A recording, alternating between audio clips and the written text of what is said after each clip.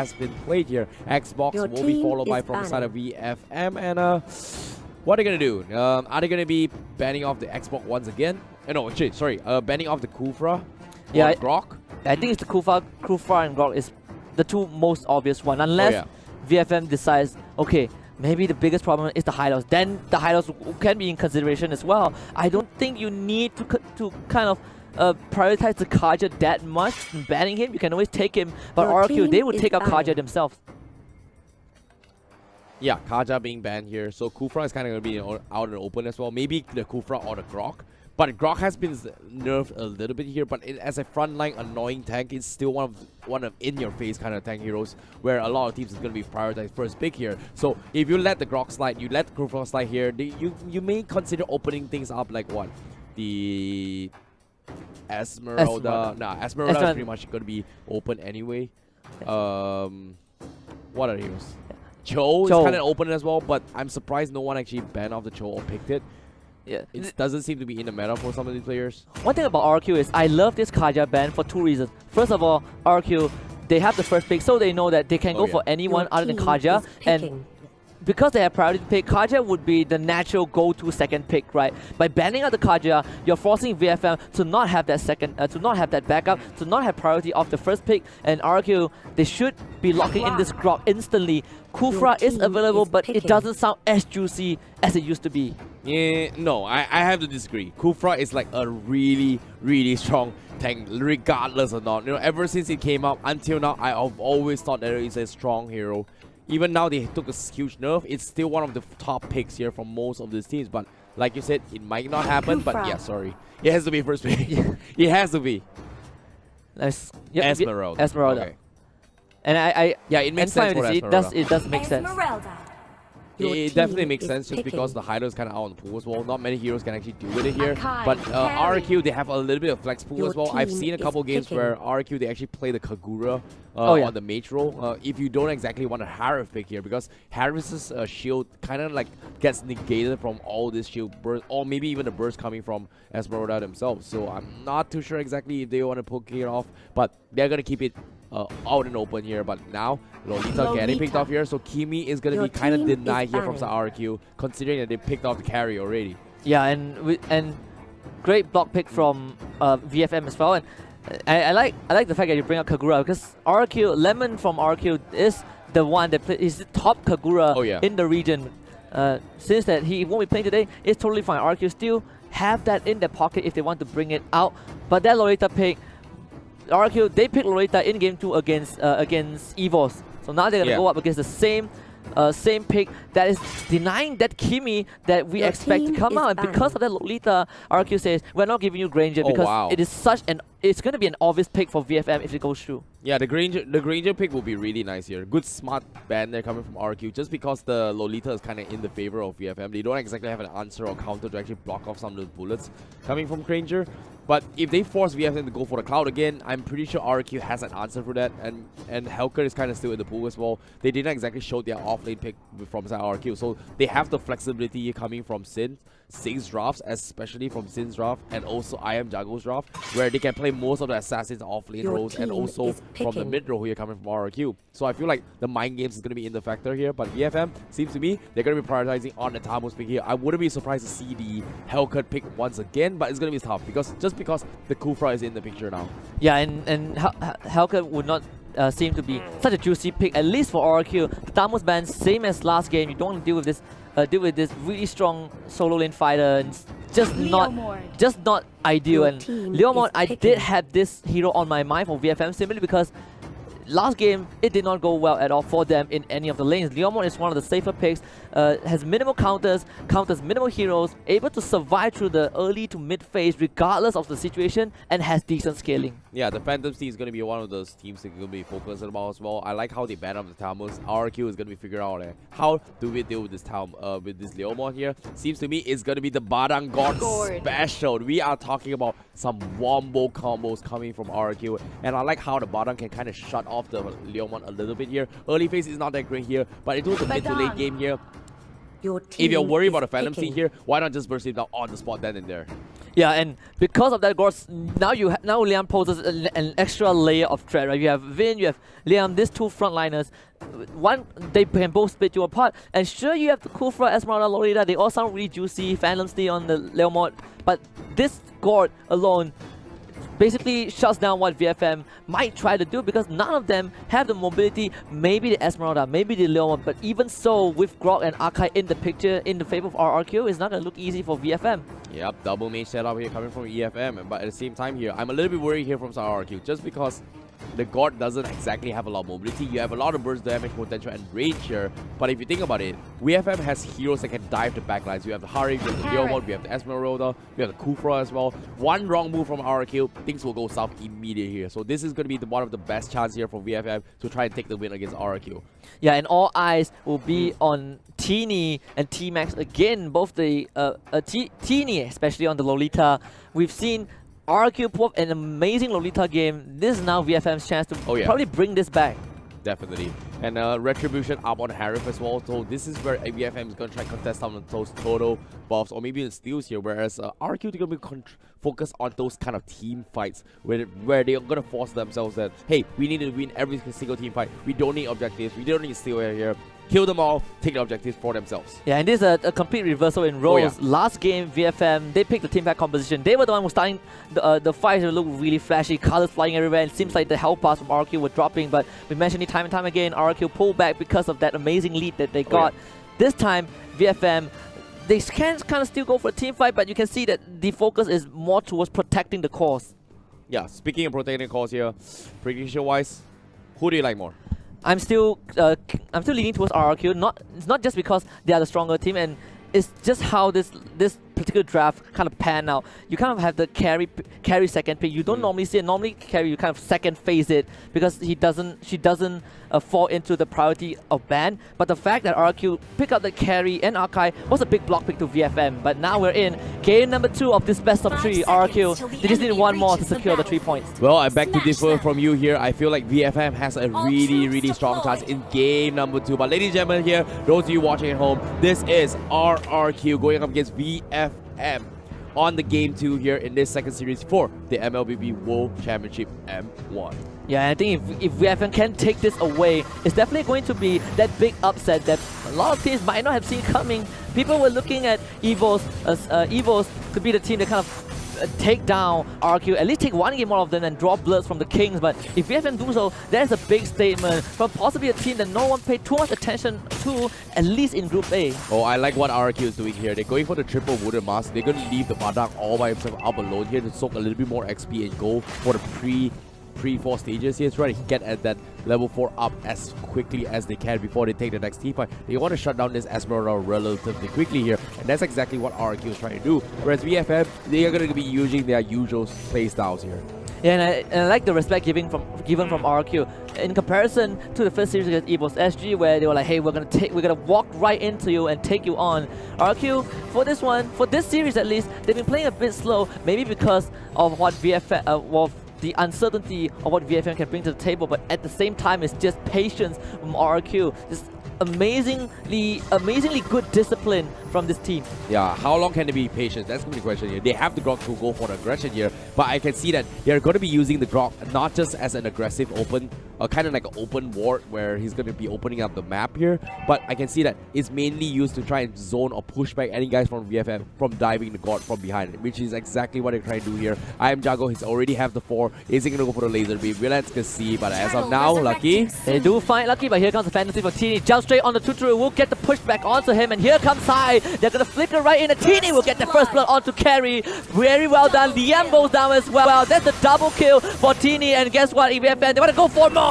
Lolita will get the 3rd one, and VFM with a strong opening onto RRQ. Yeah, this is what I'm talking about here. In composition, why RRQ is going to have the perfect wombo combo, but the early phase here, let's take a look here. They don't exactly have much to work with here. They were kind of caught off guard here. They overextended coming from RRQ to go for the pick, and immediately gets punished from VFM. Look at those mobilities here. Look at I Am Jago. He misses flicker a little bit here, but in terms of mobility, if VFM decides to punish him, they could have killed him if they wanted to. Yeah, and the worst part for RRQ in that particular fight was that I Am Jago, he had the ultimate up, but he was not able to find a good timing to use it because it basically makes the God stand there, and VFM, all their members were piling onto RRQ, and this God was just not able to contribute to that fight. Oh yeah.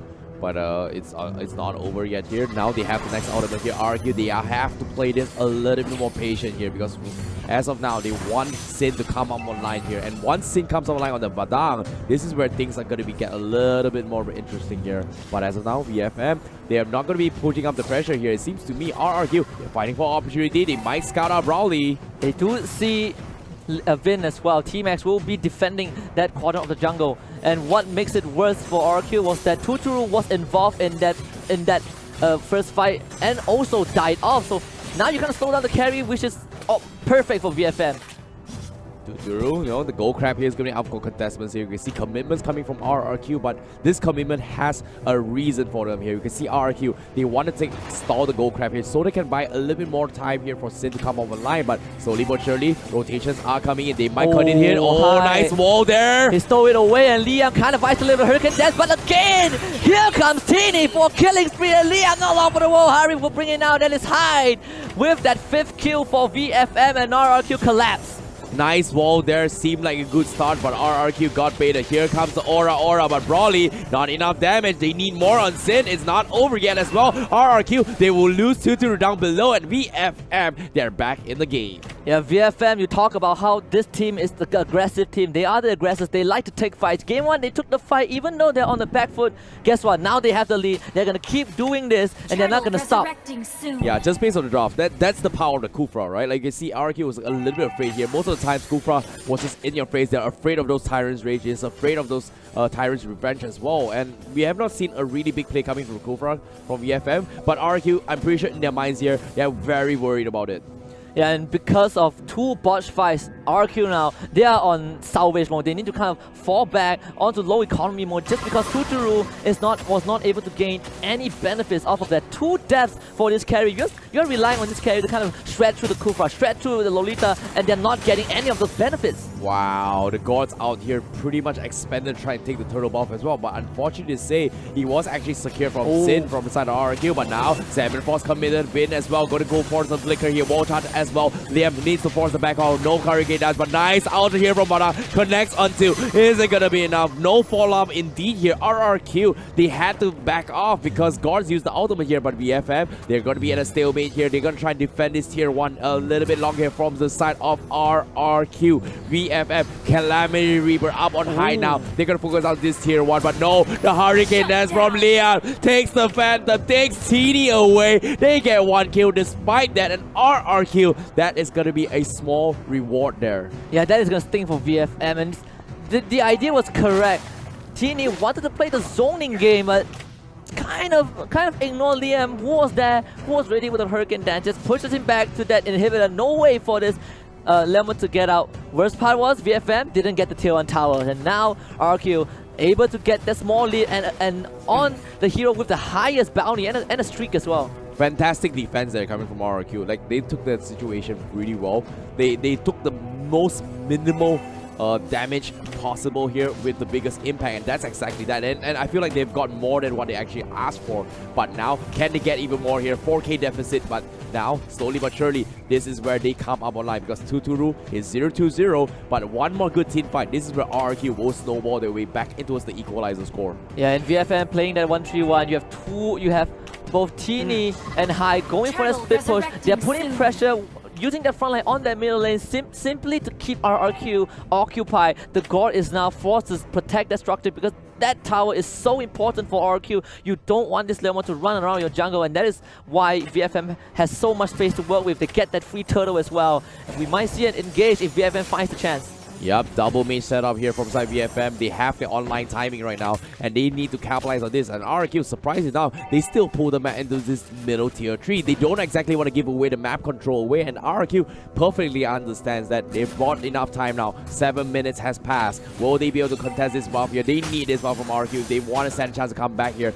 and seems to me they will get it. Nice done there. And the second time that RRQ was able to secure that buff, but for the first time RRQ bleeding a bit against VFM, has lost all that tier 1 tower going to be VFM taking more and more control, and this is where it starts to get scary. You have this Kufra and Leomord running together as a duo, constantly trying to invade the jungle. Sin's not going to be in a good place. Visited Bardock out, gets the pushback, but the damage is not there. T-Max does come in to join the fight, but Sin will survive that, and now RRQ gets the wall into Lucky, block him more, but not able to convert that into anything, and now I am Jago a bit isolated to get the core stun, but this is the immobility that you mentioned. VFM will find one, and Sin will be called out as well as Broly will dance on him for their revenge. Badang taken down. Yeah, VFM with 2. Not gonna be able to do anything about this here. Grok here trying to go for the protection haze, but now he's gonna try to open the map a bit here. But where's the fallout? They've lost Sin, they've lost I am Jago. They need 2-2 to come off the line, and that's gonna be the game plan here coming from RRQ. But will they be enough to buy enough time for the VFM? They're 8-1 score now. They've got 2 crucial kills. They're gonna buy a little bit more time here to start poking under the towers here. Deficit wise here is favoring about what? About an 8,000 deficit now? Yeah, VFM, they have woken up after game 1. Not a single second in this game 2 that RQ has ever gotten a single goal lead. And VFM now 8 kills to 1. They've completely shut down Tuturu. Tuturu needs at least 5 more minutes, and I don't think VFM will give him that time. This is where the Lord will respawn, and VFM, they are ready to take on this fight if RQ dares to step forward. Yeah, VFM right now, they're perfectly understanding that RRQ's, hey, this guard, let's just punish him. They don't exactly have anything to do much here. And see, look at this, Lucky, he's getting bursted out, but so what? It is a Kufra, he's super tanky. Martini popping the Phantom Seed here from the backlines, but they're going to try and dive on the I am Jago once again. Unfortunately, he doesn't catch it, but they're caught out in open. Are they going to go for the commitment here? But Liam going for the flicker as well. Hurricane does, getting forced out, doesn't connect, and here comes the Numinon Blast. Connects on Archive. A lot of spells being committed here, but VFM, they disengage. They're going to focus on the Lord. They know carries up on top. Tuturus are not there. VFM, they're going to focus on the Lord here. RRQ, how are they going to do this here? But Lord outsmolds, and they will get it. Here comes a big ultimate. Is it going to be enough? Esmeralda will take him down, and VFM, they come up on top. What a clean fight. The moment I am Jago finishes that ultimate, VFM, they put the pressure. They were not looking for the kills. They were looking to push RQ back, but RQ now tries to get something in return. T-Max survives that, but guess what? It is now the Broly show. He is way behind, but he will get one for now. Is Sin taking out Tuturu out of the fight. That's your RQ core completely eliminated, and Broly is not afraid to go for more. Pushing RQ back into the base. The suffocation is real from VFM.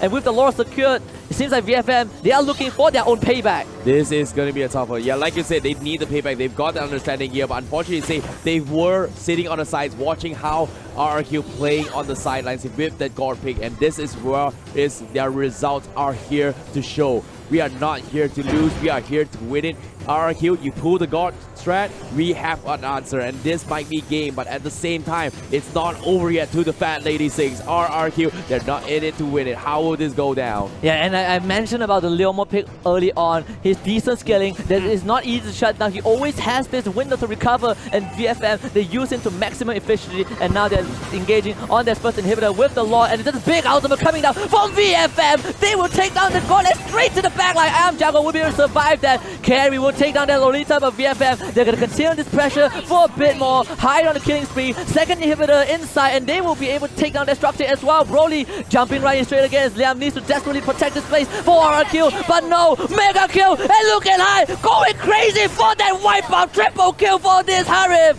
and VFM, they draw blood from RRQ.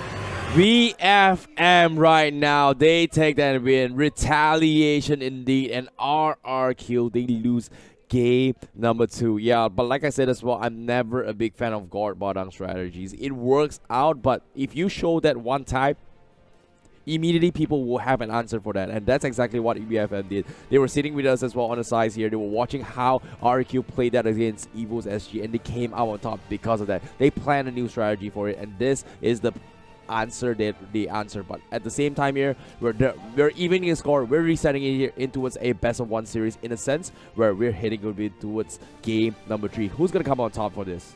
And after game 2, I would say that I am at a loss right now. I'm not sure if it all comes out to the draft, right? 15 kills to 2. This was not even close. VFM, they had the stranglehold onto RQ from the very beginning, and props to the entire team, but especially that Leomord pick. I just felt like this Leomord is a really safe pick, but because of that lead that got early on, you get 3 kills on this Leomord, there was no way that RQ could have stopped him.